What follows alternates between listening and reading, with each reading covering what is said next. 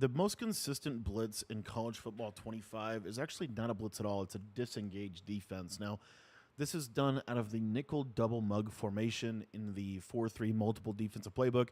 If you guys want to get my entire defensive ebook on this, you can get this by joining our Skool community, skool.com/Cody Ballard. The link to sign up for that is going to be in the description below. For just $10, you're going to get access to all of my college and Madden offensive and defensive ebooks.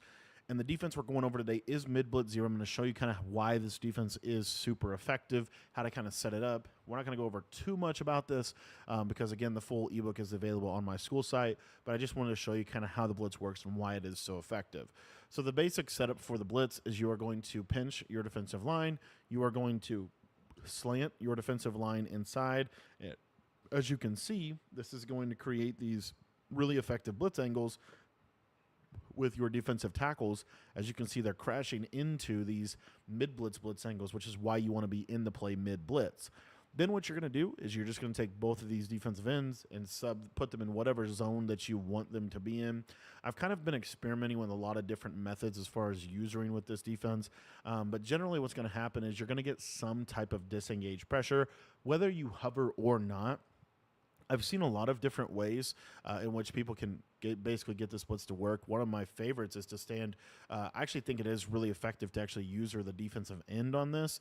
I'll show you why this is good. So you'll see here, I'm going to use this defensive end, and I'm going to actually, at the snap of the ball, I'm going to run the left side. And what that does is it often creates that kind of A-gap rush lane on the right side. Another way that you could kind of mimic this same idea is bring this user down, and then you're just going to stand right here. And as you see, almost got that A-gap to come in again. Cool part about this is you're only sending 4. Now, what makes this defense so impressive to me and why I've actually switched to running this is because of what it can do against a blocked running back. So most of the methods with picking up pressure in this game is to utilize blocked running backs. But notice with this blitz, if you do block a running back, what that's going to do is it's going to get that pressure so deep into the pocket where it's almost impossible for your opponent to be able to have a good opportunity to step up. So while this might block the blitz, as you see, we get that instant shed animation, and we're able to get the pressure in at the quarterback. So I think that this adds a super important layer of versatility with this defense. Another thing that I did want to say that I also like to do is, let's say I'm playing a formation like what you see on your screen here. Don't ever be afraid to actually put this guy on a vert hook instead of a hard flat. You can set your coverage up kind of like this.